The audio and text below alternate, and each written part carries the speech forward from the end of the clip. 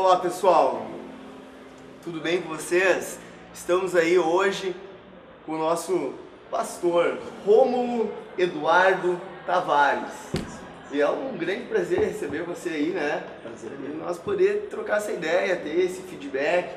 Para quem não sabe, a gente estava saindo de um culto, de um congresso abençoado aí, que o pastor estava pregando, e Deus usou ele de uma forma extraordinária, ministrando a palavra de Deus. Várias almas aceitaram Jesus, né? Passaram à frente e se reencontraram com o Senhor Salvador Jesus Cristo, que conforme diz a mensagem, Ele está voltando, certo? Verdade, pastor? verdade.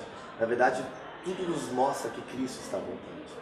A vinda de Jesus nas Escrituras, ela não é uma hipótese ou uma questão de probabilidade. O retorno de Jesus, ele é uma doutrina bíblica, ensinado não somente por Cristo, mas profetizado pelos profetas. Também os apóstolos falaram sobre o assunto e doutrinaram a igreja primitiva a aguardar o retorno de Jesus para os seus dias. E a verdade é que a esperança da igreja está no retorno de Jesus. O retorno de Jesus traz em si a esperança de que estaremos para sempre com o Senhor. A volta de Jesus, então, deve ser o tema anunciado para essa geração.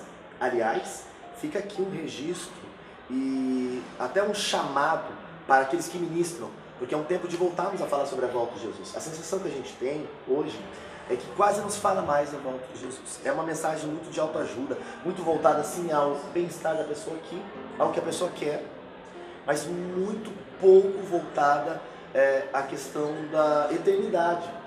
E a Bíblia trata a eternidade como uma realidade. Tanto quanto a gente está aqui, a eternidade existe. É real. É real. Foi a mensagem que eu notei esse diferencial na mensagem do pastor, na noite de sábado que eu participei, na noite de domingo. Amém. É final dos tempos, Jesus está voltando, Verdade. almas têm que se salvar e aceitar Jesus para ter o galardão eterno, né? O conteúdo do Evangelho, é importante frisar isso, é uma mensagem clara, objetiva, porém ela abrange a maior necessidade do ser humano, que não está nos bens materiais. Também não se volta à questão dos prazeres e as inquietudes da alma. Não, na verdade a maior necessidade do ser humano está em relação à resposta do qual o motivo que ele foi criado. O ser humano foi criado com um propósito de ter um relacionamento diário e pessoal com Deus. Então tudo que extrai o ser humano desse relacionamento com Deus tira o sentido, a essencialidade da vida. A vida só tem sentido com Deus que gerou o ser humano para a vida.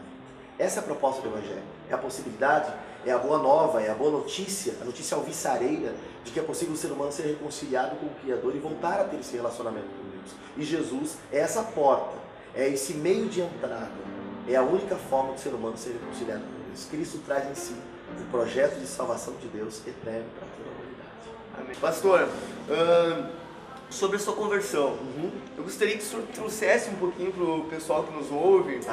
Momento áudio, Nossa, né? isso é... 6 anos de idade, foi numa igreja batista, lá em São José dos Pinhais, próximo à minha residência, onde eu moro com os meus pais até hoje.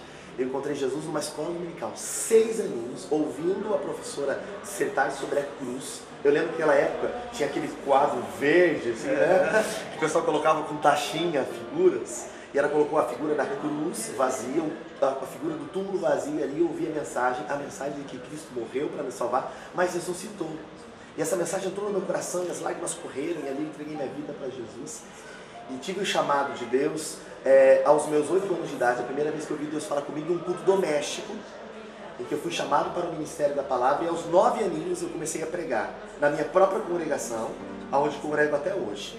E já se passam 23 anos. Para você que está tentando fazer o cálculo agora, eu estou com 32 anos de idade. Ajudar, né? Vou ajudar. Ajuda. 23 anos de estrada de ministério, todo dedicado ao reino de Deus. E é um privilégio, não é uma questão de méritos, é uma questão de chamado, de graça de Deus mesmo. E eu creio que Deus está levantando a nossa geração para anunciar o Evangelho, pregar o Evangelho. E sabe que a gente vai pregar o Evangelho, não precisa de um microfone, não. As pessoas têm a sensação de que precisa de um púlpito, de microfone, de público. O Evangelho é um estilo de vida e ele acontece, o reino de Deus se dimensiona, é na existencialidade da vida. Então quando a gente vive uma vida com Deus, nos nossos relacionamentos com o próximo, com as pessoas, nosso relacionamento com a sociedade, com a vida, com as nuances que a vida tem mesmo, com as dificuldades do dia a dia, quando a gente reage aí com os princípios do Evangelho, é aí que nós estamos pregando o Evangelho. Então pregar o Evangelho, acima de tudo, é ter uma vida com Deus. Deus. Esse é o convite aqui para você também ter essa vida com Deus. Deixar Jesus reinar em todas as áreas da sua vida. No seu trabalho, na sua faculdade, até no nosso relacionamento com a família, com os vizinhos. O Evangelho, ele é pregado quando a gente vive uma vida diária com Deus. Eu acho que esse é o chamado de Deus para nós. E era o tema do evento que nós ministramos aqui, que dizia o fato de ser sal, ser luz, que é a proposta de Jesus. Sermos tempero de Deus, sermos a iluminação de Deus para um mundo que vive uma vida em trevas e sem sabor. Deus quer usar você, que está nos vendo agora, para você ser o canal de Deus para a sua geração. Amém. Deixa Deus te usar, abençoado. Glória a Deus. Pastor, você já teve várias viagens aí para o exterior, né? Sim. Conheceu o Coliseu, enfim, conheceu vários lugares aí onde nossos irmãos passaram. Eu gostaria de saber um pouquinho mais das suas viagens e saber qual lugar desses que realmente te marcou, que realmente marcou teu ministério. Sim, nesses 23 anos, muita coisa aconteceu, né? Muita experiência, experiência com Deus, com as pessoas. Eu acho que o convívio com culturas diferentes, pessoas diferentes, diferentes visões também de igrejas, de pastores, de liderança, tudo isso enriquece demais, né? Você aprende muito. Mas quanto à viagem que marcou e a manifestação de Deus, me marcou muito quando eu estava em Verona e eu fui à Arena. E ali eu fiz tanto o caminho dos leões, como vi onde os cristãos ficavam esperando para serem levados à Arena, e vi também o caminho dos nobres por dentro ali. E quando eu estava fazendo o caminho dos leões, a emoção ela foi inevitável. Por pensar que a realidade da igreja ela é marcada pelo sangue de irmãos que foram entregues e que se renunciaram à sua própria vida sobre a proposta de viver para Cristo. E o desafio maior era que eles tinham que enfrentar um terrível império, que era o Império de Roma.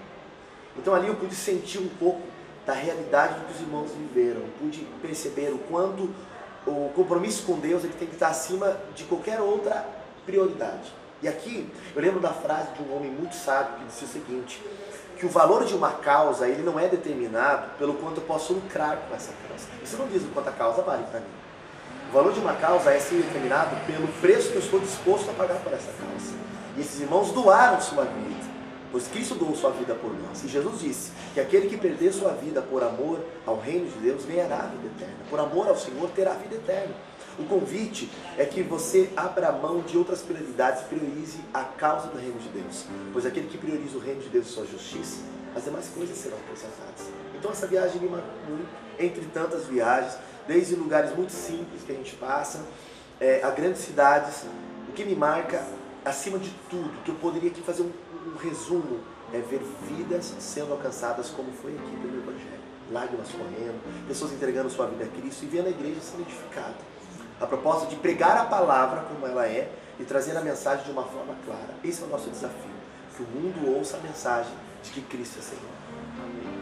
Pastor, nós ficamos super contentes, porque quando nós estávamos fazendo a pauta dessa entrevista, a gente colocou uma pergunta que era referente ao final dos tempos. Sim. Quais seriam as evidências que hoje já se cumpriram, que você nota que referencia que Jesus está voltando, né?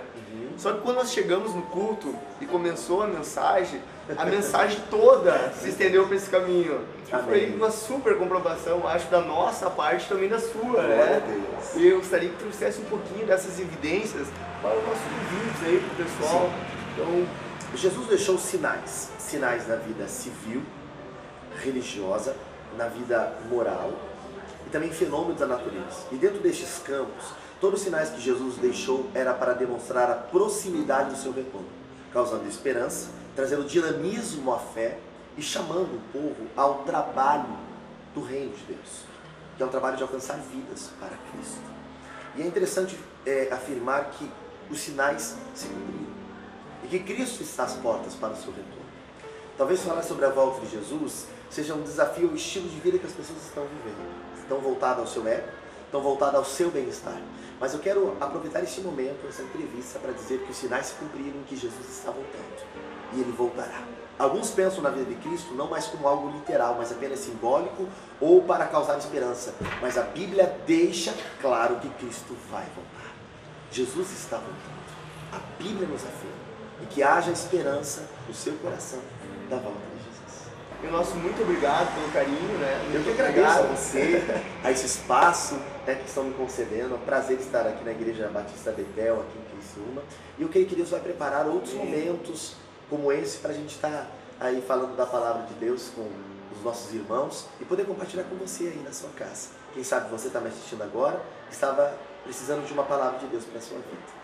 Então eu declaro que o reino de Deus está entre nós e que a presença do Espírito Santo alcance você aí, onde você está, sua família. E se você ainda não conhece Jesus, chame a Jesus agora e convide-o a ser Senhor da sua vida e da sua casa. Eu declaro que a bênção de Deus, em nome de Jesus, chega ao seu lado e que Cristo hoje reine na sua família. Obrigado pela oportunidade, Amém. É um prazer estar aqui e tamo junto para outros momentos. Obrigado. Prazer, meu mano. Até o Deus próximo abençoe. encontro, então. Que Deus abençoe a vida de vocês. Amém.